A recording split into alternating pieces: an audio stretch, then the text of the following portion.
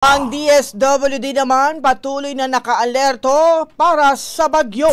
Brigada Sheila Matibag, i-brigada mo. Brigada Live Report. Muling tiniyak ng Department of Social Welfare and Development o DSWD ang kahandaan para sa panibagong bagyo na tatama sa Pilipinas, ang bagyong Opong. Ito ay kasunod lang ng naging pananalasa ng Super Typhoon Nando. Sa isang Facebook video post, sinabi ni DSWD Secretary Rex Gatchalian na handang umagapay ang ahensya sa mga magiging biktima ng bagyong Opong. Handa umano silang rumisponde sa pangailangan ng mga ito. Ayon sa kalihim, makasisiguro ang publiko na ang food packs, mobile kitchen at pati na rin ang financial assistance ay iniredy na ng DSWD.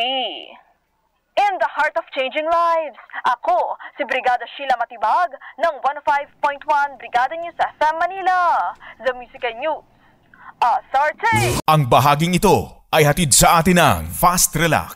Tanggal ang sakit, ora mismo.